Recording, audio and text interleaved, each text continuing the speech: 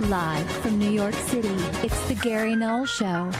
And now, your host, Gary Null.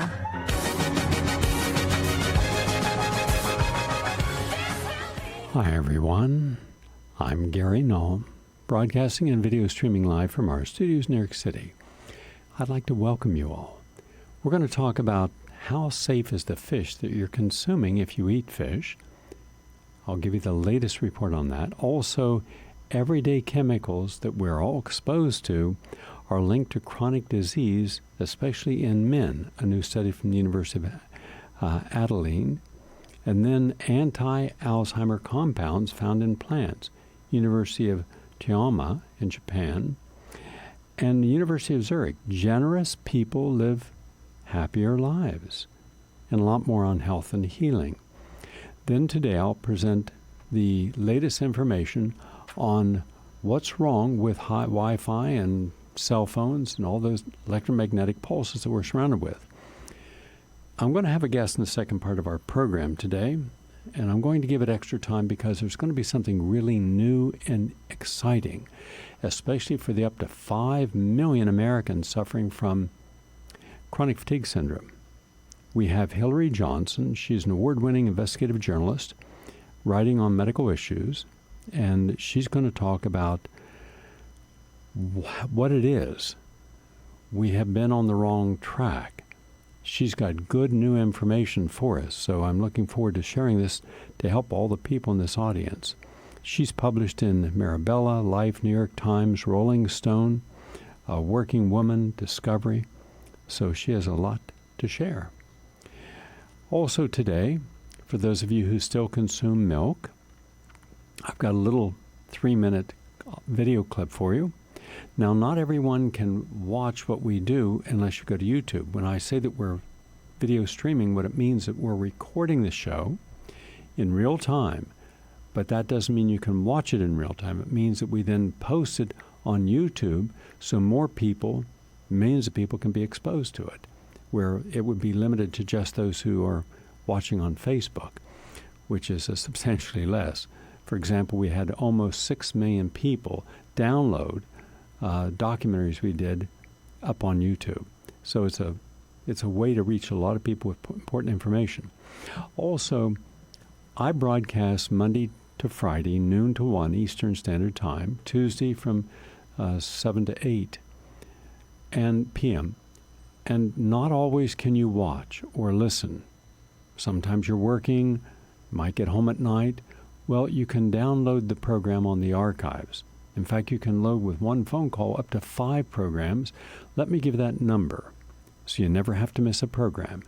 That number is 701-719-9976. Again, 701-719-9976. But let's say that you're out and about, anywhere in America or Canada, and you want to listen over a phone or any portable listening device. Let me give that number to listen to live. 712-775-6850. 712-775-6850, because some of the stations that you're used to hearing it on might preempt us because of special programming or fundraising, but we're on Everyday Live, so you never have to miss a program if you go to those numbers. Now, I'm going to begin our program today by giving you the latest on fish. A lot of people say they're vegetarian. They've given up pork and beef and chicken, but they still eat fish. The only healthy fish to eat would be sardines. There are certain nucleic acids which are very powerful in anti-aging quality, and wild salmon. So if you choose to eat fish, those would be the two. You never want to eat a grouper. It's a bottom feeder. Catfish, it's a bottom feeder. And just remember, clams and filter all those toxins that are in the water in which they're grown right into their bodies. When you eat them, you're eating something that's very toxic. That's also true for all your crustaceans, meaning they have a crusty shell on the outside like lobsters and shrimp and oysters. So what happens when you go into a restaurant and you say, I want something healthy, I'll eat salmon. Normally it'll say North Atlantic salmon or Scottish salmon or Norwegian salmon, they're all farm raised, which means that they're kept in very confined areas. They're very toxic. There's no room for them to swim at all. Thousands upon thousands are in an area half the size of a football field. And of course, an enormous amount of waste builds up. They're under stress. But there's something else to be concerned about. If you think because it's nice and pink, that's a coloring agent they add into the feed. But also this is from Mercy for Animals, Julia Capello. It says fish farming is so filthy that salmon are getting lice. Yes, quote, last year wholesale salmon prices rose by 50% due to an outbreak of sea lice from Sweden to Norway and Chile. That's according to The Guardian. A sea louse, or a common salmon louse, is a parasite that feeds on the blood, the skin, and the slime of salmon. Sea lice killed thousands of tons of farm fish just last year and caused skin lesions and secondary infections to millions more fish. Now, the parasite infests nearly half of Scotland's salmon farms. In fact, sea lice are more prevalent in farm salmon, and the confined spaces of factory farms are perfect breeding grounds for it. So what happens when you go to buy a piece of salmon? Well, if it's defective, you wouldn't buy it. In fact, there's 3 ways of knowing whether or not the fish you're buying is fresh or not. 1, it's if you put your thumb on the skin and it stays indented. 2, that if you see that there's not a clear eye, but rather it's foggy. And 3, the smell, which means it's decaying, it's decomposing. But what happens when you buy canned salmon? How do you know that it was inspected so that if there was lesions or cancer, that they would throw it away instead of canning it? After all, it's not something you can see. You're getting pieces of it. So my best advice at this time is there's no need for fish at all in your diet. All the amino acids that are ever required for total health you can get from a plant-based diet. It's out of print now, but it would be worth your while to try to find a copy of The Egg Project. You might find it in a library.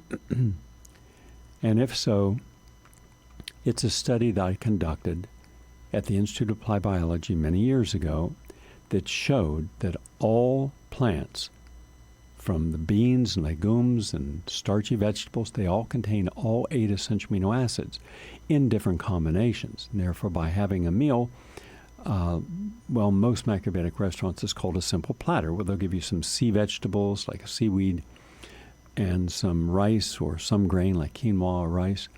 They'll give you some starchy vegetables and some greens like collard greens and kale and beans. Now that's a perfect combination of blending together all those wonderful amino acids till you actually get more usable protein at a higher value than you would if you had meat or fish or chicken. In fact, it's even better than the egg. So there is no legitimate medical or nutritional or dietetic reason to have anything that has a heartbeat or face in your diet. Now, you may want it, and that's your choice, but you don't need it. So that's important to know. Also, generous people live happier lives. This is from the University of Zurich, and here's what it says. Generous people make people happier, even if they are if they're only a little generous. People who act solely out of self-interest are less happy. Selfish people. Merely promising to be more generous is enough to trigger a change in our brains that makes us happier. This is what neuroeconomics found in a recent study. And what some have been aware of for a long time, others find hard to believe. Those who are concerned about the well-being of their fellow human beings are happier than those who focus only on their own advancement. Doing something nice for another person gives many people a pleasant feeling that behavioral economists call a warm glow. In collaboration with international researchers from the Department of Economics, University of Zurich, they investigated this and found that it actually changes the brain in a person that gives something. And give you an example. Over on the Upper West Side, there are a lot of churches, and some go to the extent of, in the morning, giving out whatever food that they can or have available that they've gotten from restaurants and stores to those who are homeless. And I walked by there today on my way to work, and I work in mid-Manhattan now, no longer on the Upper West Side where I was for, 25, 27 years. But a nice location, and there's plenty of people who need help. And I stop and talk with the people. What do you do? How long have you been unemployed? Were you sleeping? What's it like? What adjustments do you have to make? How generous are people? And one of the people gave me an interesting story, that he's an artist, has been, and after the relationship that he was in broke up, that other person in the relationship had really been supporting them. So he was able to do his artwork, but it was not commercially viable, but it was aesthetically pleasing, that ability to create. And then he found himself, for the first time, really thinking, wow, I didn't appreciate how much the other person was doing for me. They were going out to work every day, and I was benefiting from it. And so I asked him, did you ever take other people's generosity to you for granted? He said, absolutely I did. But now I appreciate it because I realize what happens when people are not generous. And I said, what brings you to this neighborhood? And he said, well, I'm not from here, this neighborhood, but I find that the people on the Upper West Side tend to be very generous. When people walk down the street and no one, he says, look around you. No one's asking for anything here. They're just waiting patiently to see what food we might get. It might be a sandwich, it might be some soup, but we appreciate that. And every single person here, you'll hear him saying thank you to the people in the church. But if you're on the street, and he said every day without fail when people are walking up this street, he said someone stops and gives $1, gives $5, and a smile. And I said, how do you think that makes a person feel when they've looked at a person who is in need, reached in their pocket? Now, they can't feed everyone, but they're doing something. Makes them feel good.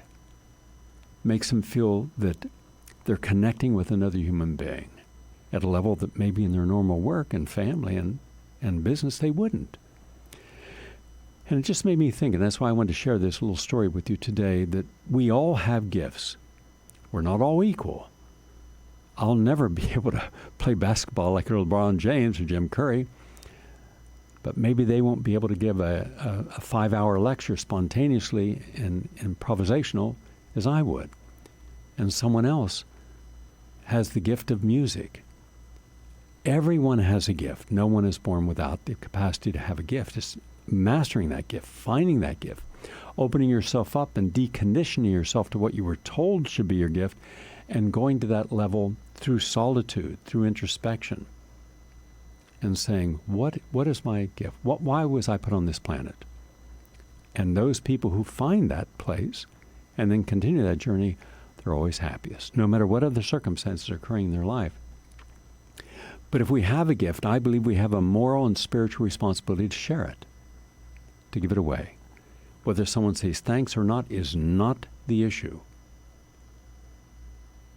It is knowing that you have made your life aligned, harmonize with your spiritual self by being generous, where you didn't have to be. And giving through charities is not the same. I believe that you should go out and look someone in the eyes, listen to their story, and then let them know you care about them. Maybe they need toiletries, so take them to a drugstore and get them to, everybody needs something on the street, and we got a lot of people on the street. And by the way, we've got 10 times more people on the street than what official statistics are. So, and you're going to feel better about life also. You just feel good when you're doing good. So something to think about. Now, for those of you who know someone with Alzheimer's, here is new research, and I always like to get to the cutting edge stuff. This is from University of Tuana in Japan, quote, researchers have identified active compounds in Drynaria, that's Drynaria, rhizome, Rhizome, which improves memory and reduces Alzheimer's characteristics. Now, this is a medicinal plant, and it's long been valued for its role in treating numerous diseases, but they found the actual molecules within the plant, and they published an article in Frontiers in Pharmacology talking about this. So, once again, in nature, we found what is called a functional food, meaning there is a function in the body to it. For example, if I ask you to take blueberries, it's a functional food. Blueberries are loaded with very important polyphenols that can protect your brain, turn off inflammation in your brain, help slow down all brain diseases, multiple sclerosis, Alzheimer's, and it's in the scientific literature. Whereas if you took vitamin C, the single most important nutrient in all of nature, there's at least 50 different things that it can do. It depends upon the amount and how you take it. Generally, it's best to take it in a protein shake because then you won't be getting hyperacidic reaction from your stomach. You see, your stomach has a low pH, around 2.2, and that's a lot of hydrochloric acid. So when you take in ascorbic acid hits hydrochloric acid, and frequently you get reaction, bloating, gas, distension. Sometimes if you take too much, you'll get diarrhea. But if you take that same amount of vitamin C in a buffered form, chelated form, and you put it into a smoothie, just a banana smoothie, then it's easier to get through your digestion. You get more of it. You can take it more often during the day. And a lot of people, especially older people, don't like to take vitamins. So this is one way that you get them to take them. You say, what's your favorite taste? Well, I like chocolate. Okay. So you put some raw cacao chocolate into a blender. You throw in maybe some rice milk, coconut milk, non-dairy, and then you put in your vitamin C. Maybe you put in alpha-lipoic acid, even some garlic or onion capsules. So whatever you want them to have, it's all and blend it up. And the predominant taste is not the sulfur from alpha-lipoic acid or the sulfuryl group, which they would not like, but they would like it because you have a dominant flavor enhancer and disguiser. And by the way, chocolate is the major disguiser of bad taste. So anytime I want to give someone something that's good for them, though they don't like the taste, I disguise it in chocolate. So it's just something to pass on. And also, everyday chemicals linked to chronic disease in men. This is from the University of Adelaide. Quote, chemicals found in everyday plastics are linked to cardiovascular disease, type 2 diabetes, high blood pressure in men. Researchers from the South Australian Health and Medical Research Institute and University of Adelaide investigated the independent association between chronic disease, the one I just mentioned, among men, and taking these concentrates. This was published in Environmental Research. Now, what am I talking about? I'm talking about food packaging. You know, let's say you buy something that's wrapped up, all right? The wrapper, that let's say if you're eating something that was hot, the wrapper is going to leach, because the heat is going to leach chemicals into the food that you're consuming. That's not good. When I was growing up, our mothers would make baked potatoes by greasing up a potato with butter and then putting it in aluminum foil and sticking it in the oven. They didn't know that aluminum foil, when you add heat to it, it leaches that, or even something with acidic background like a tomato. If you were making a tomato sauce and you put it into a plastic container, the tomato's acidity causes the plastic container chemicals to leach into that. And when you drink from a soft bottle, let's say in even water, and that's what we were giving all of our GIs over in Iraq and Kuwait back in 1991 until this day. They're sitting out in the sun. And by the way, one of the hottest places on earth yesterday was 126 degrees. You can't stay out in that weather for more than about 10 minutes before you could risk a heat stroke. And nothing can grow in that.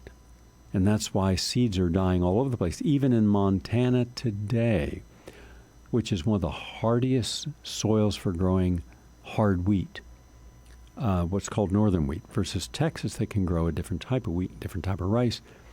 It's so hot that it's burned half the wheat crop out. Now, this wasn't in any newspaper. Every day in the morning at 4 o'clock when I get up, I look at a special website that tells me all about the weather events, how many hurricanes, tornadoes, temperature, the coldest temperature in Antarctica yesterday, minus 110 degrees, the hottest temperature, rain on the Antarctic shelf, which is very dangerous.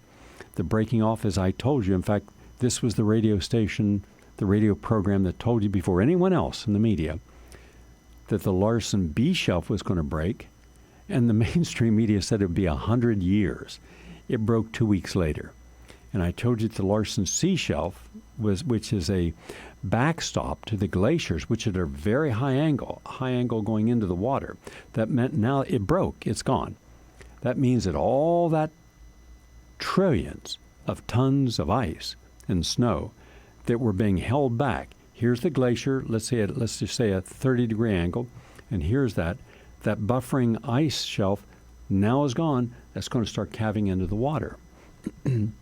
So now we're going to see, even though the Larsen C shelf was at the southwest corner of Antarctica, on a relatively thin peninsula, still a huge amount of ice that's going to go in the water. And once that starts, it can start a whole cascading of other ice sheets. So we're going to get water coming, and it's not going to be predictable. It'll be in large quantities, and it'll be in a relatively short period of time. So anyhow, I like to know what's going on in the world. The mainstream media is not going to cover it. When I told my friends in California, it's time to look for another sustainable and nice environment. You've enjoyed California for all that it offers. Good. But you're going to have an earthquake out there. It's past due. There's already rumblings. You're going to have more forest fires and worse forest fires than you've ever had in the state's history. That's happening now, as it is in 17 states. But you wouldn't know it, because now it's just normal to have the worst fires in Arizona history in the last 3 days, and they're growing. And it's getting too dry, and so more things are drying out. So if something can't grow, and then you got the little Colorado that supplies over 40 million people in the Southwest, including Los Angeles, with their water, and if the Colorado, because of global warming and because of all the municipalities using the water along the way, and because of trade deals with Arizona and other countries to other counties and states to use their water, in the next 5 years, you're going to have severe drought in Los Angeles and everything below that, because you don't have your own natural aquifers. It has to come through the Great Canal, the Sierra Madres, and where it might have a lot of snow one year, it might go 5 years with no snowpack. You're simply in the wrong place at the wrong time. So my suggestion is start looking for other places. But in any case, going back to Kuwait and Iraq and Afghanistan, where we have soldiers, they're getting all this water. That water sitting out in the heat in plastic bottles. Those plastic bottles are leaching the chemicals from the plastic into the water. That means that they're hydrating, and about 72% of your total body is water. They're getting all these chemicals, and that's playing havoc with their kidneys, their liver, their brain, and their heart. So if you're going to drink it out of glass. And 99.6% of 1,500 Australian men selected at random tested positive in their urine samples for these chemicals. So it's almost 100% because of how many chemicals we use in our life. I also wanted now to give you a little information on these new 5G cell towers and smart meters that are increasing the microwave radiation and invading privacy. This research, which is really good, and I commend John P. Thomas of Health Impact News for creating this. Here's what he says, quote, When the Federal Communication Commission approved the use of 5G microwave communication technology in 2016 and approved the use of microwave frequencies in the 30 gigahertz range, they opened the door to even higher levels of human illness and severe disability for American children and adults. Microwave radiation, such as that currently being used in cell phones, Wi-Fi routers, and smart meters, has already been linked to numerous health effects. The introduction of even more intense levels of microwave exposure at higher frequencies will push many people into life-threatening chronic illness. High-frequency microwave radiation is often overlooked as a causative factor in illness because most conventional healthcare providers, government regulators, and telecom companies and electric utilities believe microwave radiation used in communication technology is harmless. It is not. Despite the warnings being raised by scientists, well-informed healthcare providers and grassroots organizations about existing and future microwave hazards, telecom companies are planning to implant 5G technology throughout every urban area in America. They are already testing this new generation wireless, which is very toxic, in Boston, Austin, Palo Alto, and Mountain View, California. And so, in fact, in California, get this, so for the people living in California, quote, proposed legislation in California would permit telecom companies to erect 50,000 new microwave antennas in residential and commercial areas without municipal approval. The G5 microwave antennas would be placed on top of existing utility poles or on public infrastructure such as schools, libraries, or bus shelters, and public parks. And then it goes into the dangers: the ringing in the ears, dizziness, disturbed sleep at night, sleepiness during the daytime, moodiness, irritability, unsociability, feelings of fear, anxiety, nervous tension, mental depression, memory impairment, pain in muscles, pain in the region of the heart, breathing difficulties. That's just to name some. Inflammation caused by excessive histamine in the blood, oxidative stress, autoimmune responses, reduced blood flow to the region of the thalamus, pathologic leakage of the blood-brain barrier, and a deficit in melatonin metabolic availability have been observed. In fact, there's evidence that existing and new frequencies of microwave radiation are associated with cancer, heart disease, neurological dysfunction, immune system suppression, cataracts in the eyes, and sperm malformation. This is a 6-page report, and also AT&T is making it its way to get, 50% of homes are wireless, but they want to get 100%. They also want to get it to where they'll allow more of it, and even if you don't want it on your home, if they get their way, you won't have any choice.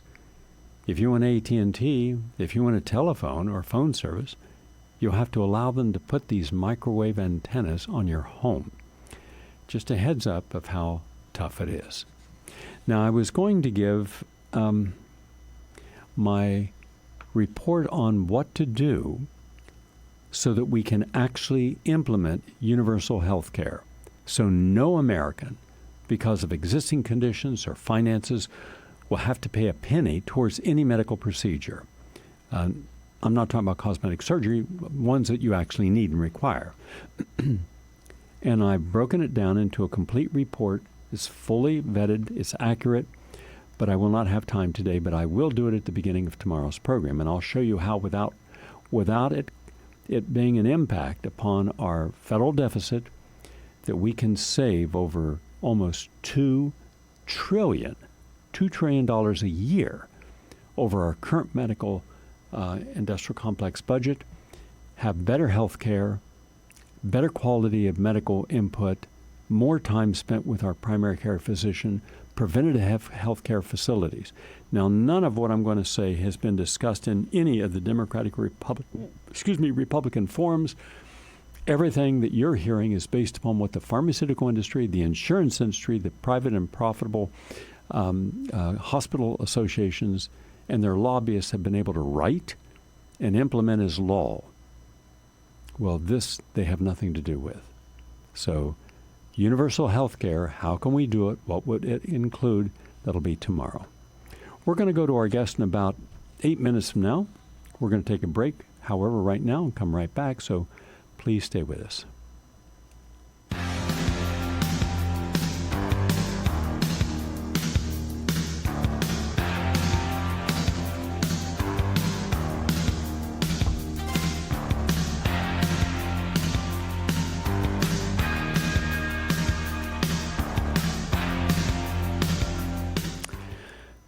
Nice to have you with us, everyone. We're going to talk in a few moments about chronic fatigue syndrome.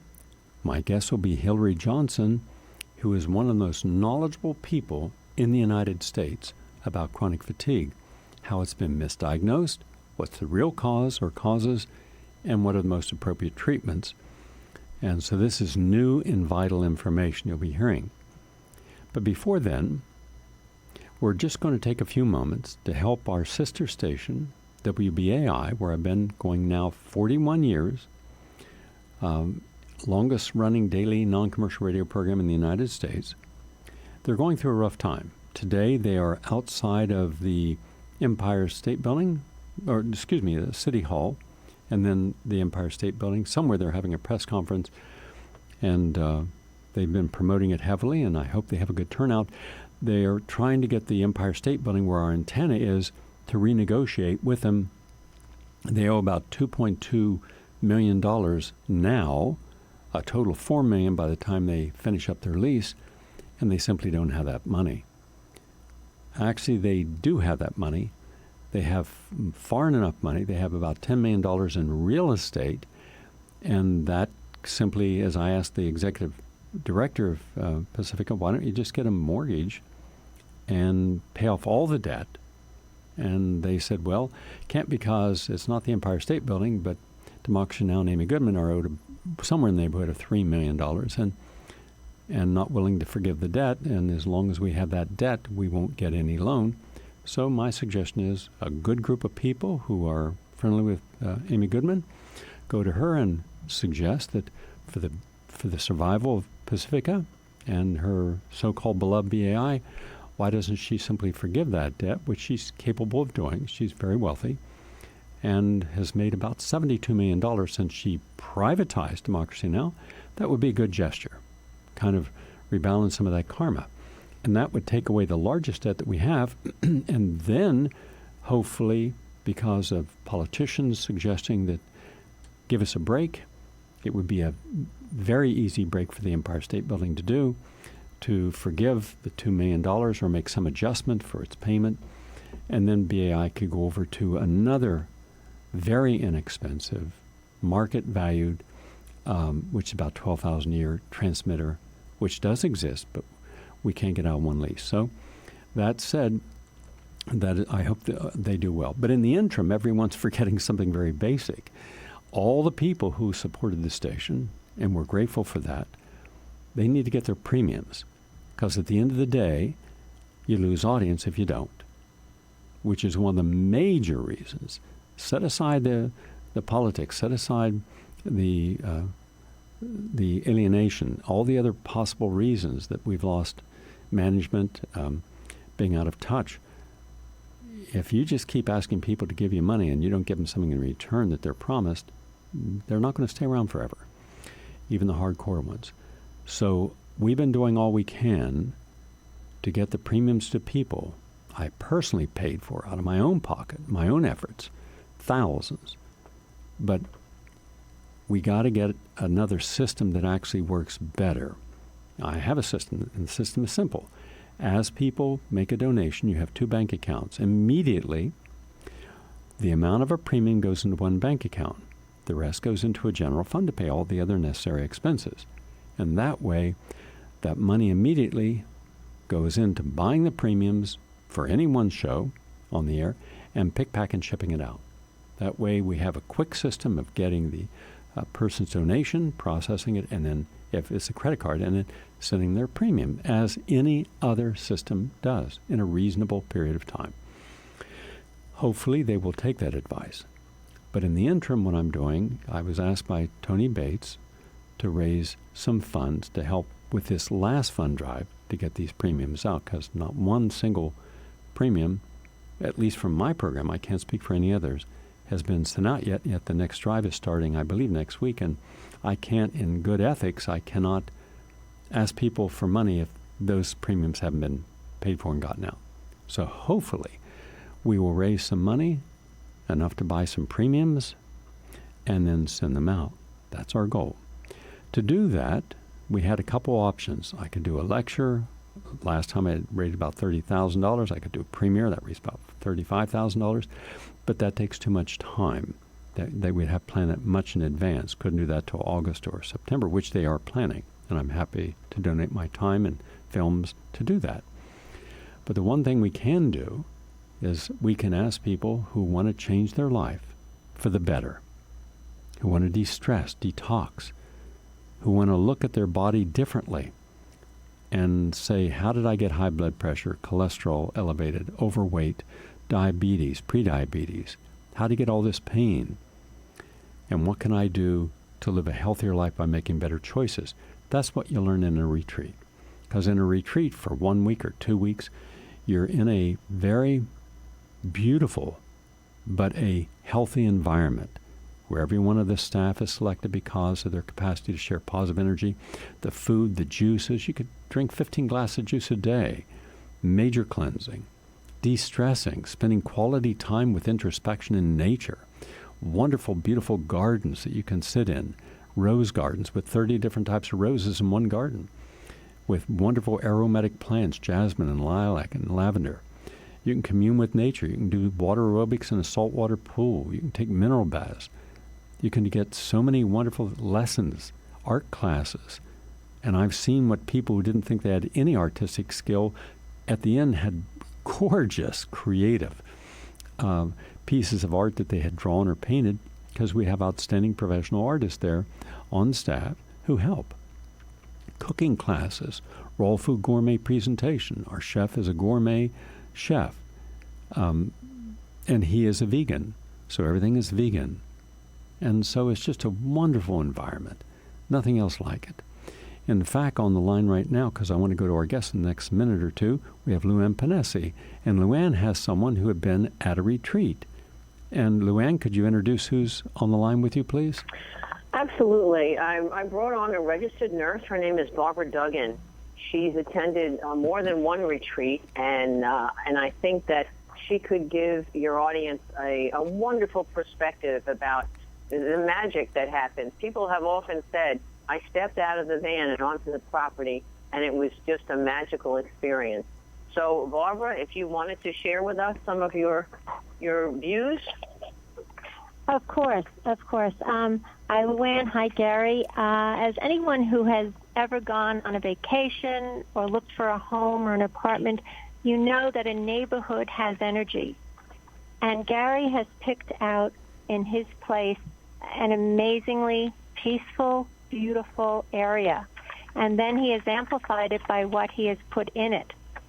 There have been so many times that I've been able to just go off peacefully and to meditate. And within that, there's a healing and an energy that it's hard to describe. It opens you up to understanding yourself, to a healing power within you that you may not have even realized was there. There's also animals there, and animals in and of themselves have an amazing energy to give and a love to give. There are swans, there are lakes. It's something that in my own life I have never experienced before, and I'm so glad that I have the opportunity to go back. I only have about 60 seconds, Barbara, but I'm going to ask you for some short answers. How long have you been a nurse? I've been a nurse for over 40 years. 40 years. Okay. Yes. Coming to these retreats, have you seen things that could not be explained within the medical paradigm that you've been a part of for 40 years? Absolutely. Have you seen Orthodox physicians there who've seen things happen that they have never seen and stated they've never seen in their medical practice, but were real because they were there and they actually examined people who came with something and left with nothing? Yes. What was the most remarkable situation that you observed that no one had an answer for? The most remarkable one was a woman with end-stage COPD, which is emphysema, who came in with oxygen, and she gradually, through the healing of the place, through the healing of the foods, and through the assistance of the staff, she was ending up, by the second and third day, she was doing walks initially down the driveway, and then she was out walking on the road, and she was not using her oxygen. And her comment was, at the end of the week, I'm going home, my husband is not going to know who I am.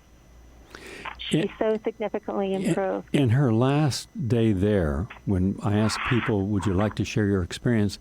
Now, she came, she was on oxygen, she was bent over, she was diabetic, she had high blood pressure, she was sitting in a wheelchair, and she couldn't do more than move her feet.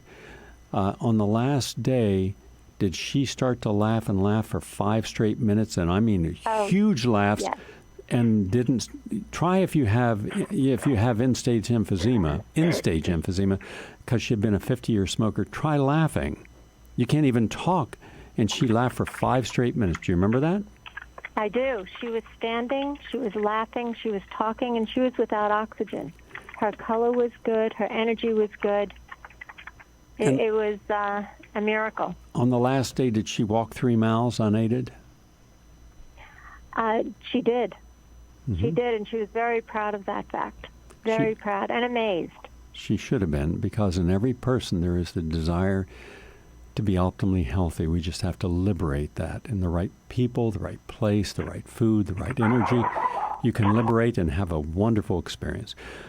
Barbara, you've seen a lot. You've seen a lot of people change if they choose to. You've seen the power of positive energy. You've seen the power of positive energy exchange. So I want to thank you. Are you coming in October?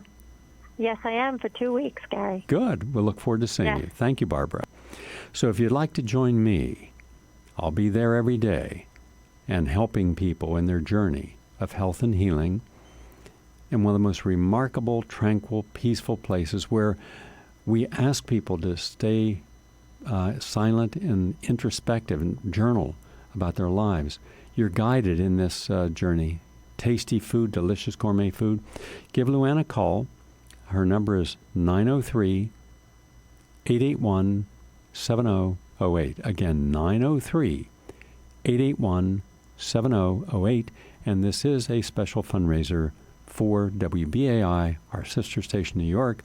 That money will be used to help purchase premiums and get them right out the door for you. Thank you, Luann, and thank you, Barbara. I'm Gary Null. Our guest is on the line now. Let us go over and say hello to Hillary Johnson. How are you today, Hillary? I'm very good, Gary. Thank you very much. I wanted to just note or request, if before we get too deep into our conversation, I wanted to let people know that if they want more information on this topic later on, we're going to be updating my website with a new database of content that we'll release this month, and until then people can go to the website. It's oslersweb.com, oslersweb.com, to read a lot of great information, as well as leave their email to be alerted when we launch our update. Good. And Hillary is the author of Osler's Web, Inside the Labyrinth of Chronic Fatigue Syndrome. Now, Hillary, chronic fatigue syndrome appeared on the scene as a notable condition approximately at the same time as the outbreak of AIDS in the early and mid-1980s. And there were some major outbreaks, such as in Florida, which led health officials to designate it as an epidemic. And there's a lot of controversy over this health condition, and we use the term chronic fatigue very loosely, more as a symptom that might have multiple causes, such as overstressed lifestyles. And it's been associated with a symptom of Lyme's disease, and it's been regarded as an autoimmune disease in its own right. Yet rarely do we hear it called by its official name, and which is abbreviated for ME, encephalomyelitis. And before I have you go into ME, as an infectious disease with a likely microbiotic or microbial cause, please first give us some history about the condition's appearance and public health. What are the most common symptoms, and what is the extreme life-threatening condition that we're dealing with? The forum is yours. Well, thanks, Gary.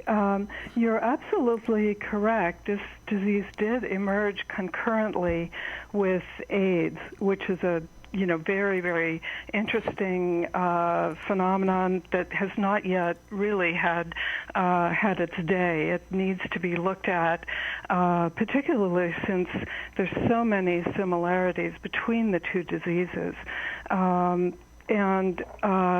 When you talk about ME, that stands for myalgic encephalomyelitis. Now, this was the original name of the disease back in the late 50s. It was observed on occasion in very small outbreaks around the world, but it was really a minor, it was a disease that was sort of explored by just a handful of clinicians who were interested in it. It was not a common disease remotely. But again, as you say, yes, it became quite common by the middle 1980s. It was clear there was an epidemic going on, and some of the symptoms of this disease, it's been really, unfortunately, disguised by the name chronic fatigue syndrome, which was a name ginned up, shall we say, by the Centers for Disease Control in 1988. This name, what they did was sort of medicalize the condition of fatigue, and essentially, they really created sort of this highly distorted funhouse mirror version of reality that's been foisted on the public for decades about, the nature of this illness. In terms of symptoms, it's really impossible to overstate how severe this disease is. And really, almost every system in the body appears to be damaged and simply not working. That includes the central nervous system. The brain damage that occurs includes loss of white brain matter, abnormally low blood flow to the brain. These are symptoms seen in heart failure, I might add. And cardiac disease is another hallmark of ME. There's also pathologically low blood pressure, inability to stand without fainting, profound weakness in the legs that prevent walking. All of this is really highly typical of the disease. I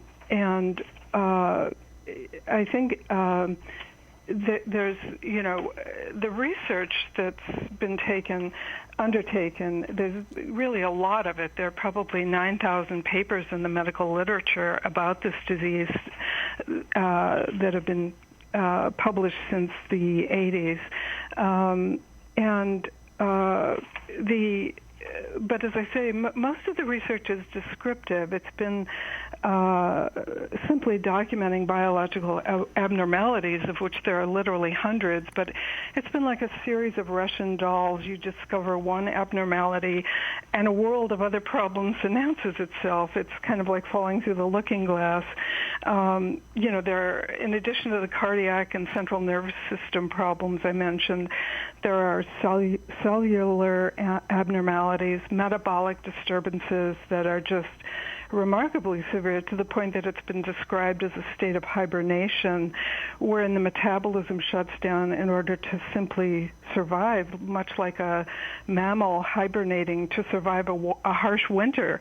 So if patients try to defy this medical reality or are forced to defy it by people urging the patient to get out of bed and exercise, their life is literally at risk. That's an answer to your question about symptoms. I'm sorry if it was too long. No, that's fine. Very early, there was a hunt for a viral candidate.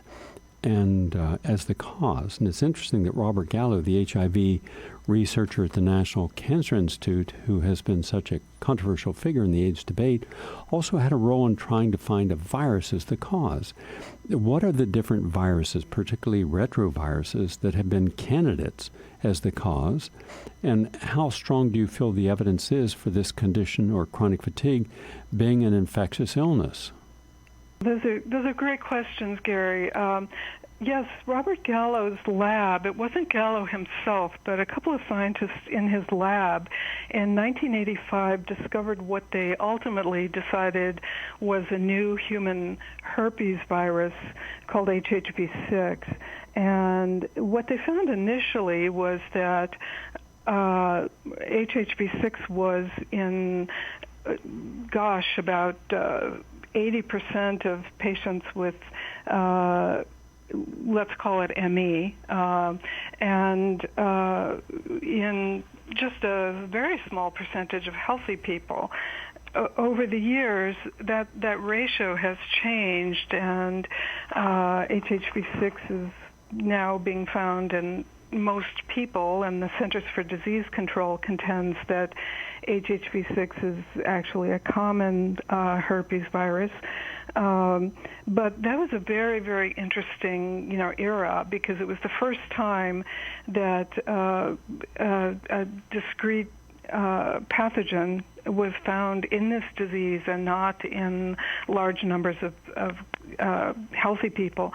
But as HHV6 sort of receded, and I might say it's having a bit of a comeback these days, but as it receded in the late 80s as a candidate virus for this disease, a scientist at the Wistar Institute in Philadelphia discovered fragments of retroviral genes in patients. Now, retroviruses, of course, are in the family of viruses that include HIV. And because ME is so much like AIDS in many ways, in terms of the immune abnormalities and so on, the idea that it might be a retrovirally caused disease was very attractive to a lot of scientists. Unfortunately, this disease is, as you probably may know, it's been steeped in politics for really since its origins. And the CDC did not make much of an effort to try to replicate this discovery made by the Wistar scientist. And eventually, they just sort of dropped it and said that they couldn't replicate it, even though they didn't really try very hard. So that, but then in 2009, there was a great drought for about 20 years where very little research was done into potential causes. But in 2009, another scientist working out west at a research institute in Nevada discovered a second retrovirus in patients, very small percentage in the regular population, the healthy population. So in patients, though, it was almost 80% again, the same percentage as the number of patients who'd been found to be infected with the virus that was discovered in 1990. But again, now this was published in Science magazine, which of course is a very prominent, prestigious magazine where major discoveries are unveiled. HIV was published in Science when it was discovered.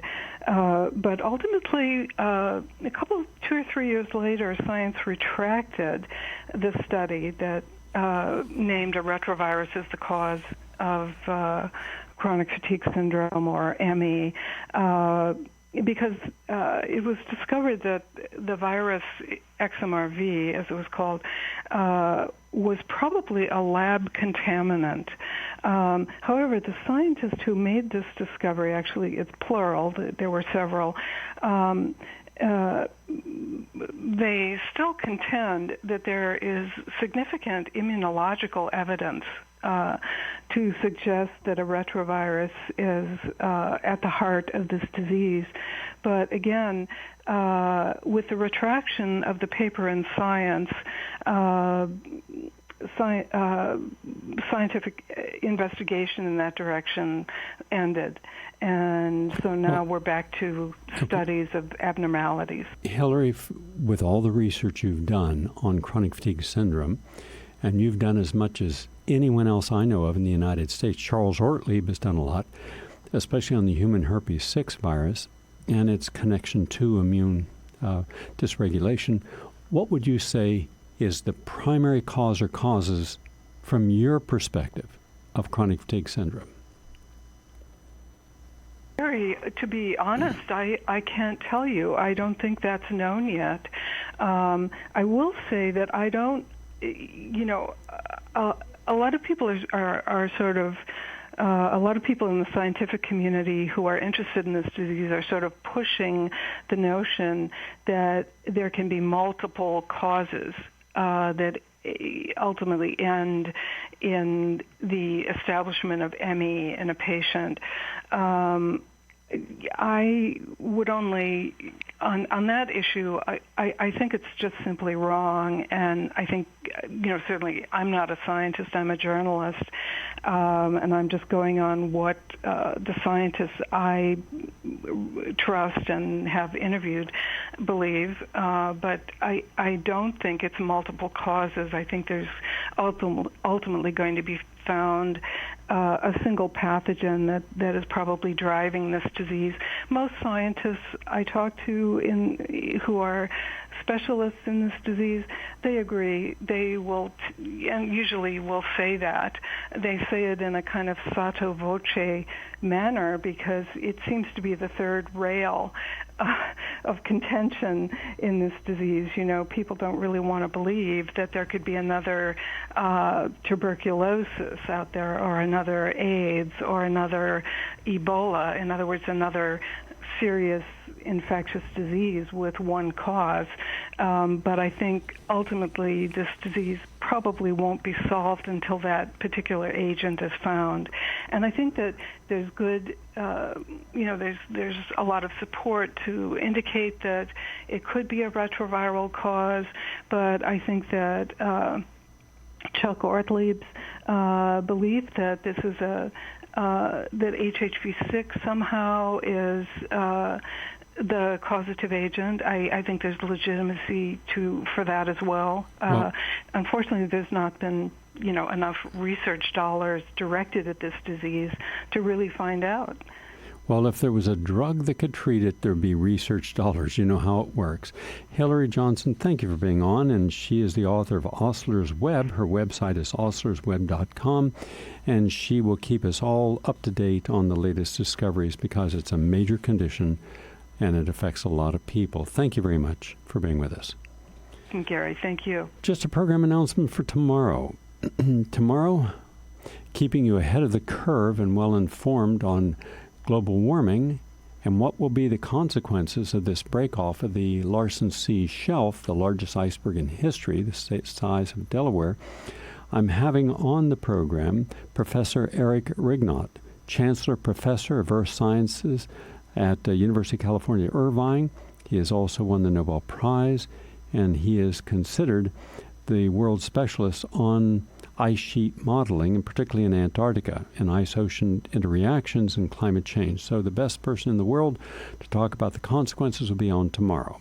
Also tomorrow, we'll be having Joanne and James Moriarty, who are going to tell us the truth about what was Libya like prior to the United States, Hillary Clinton, Barack Obama, and the neocons in Washington, the military-industrial complex, just saying we need to destroy the country, and they'll tell us the truth. They're non-political.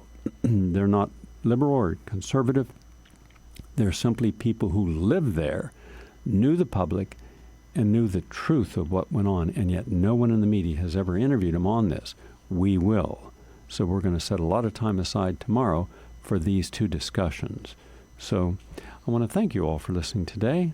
I look forward to sharing more tomorrow. Have a nice day, everyone.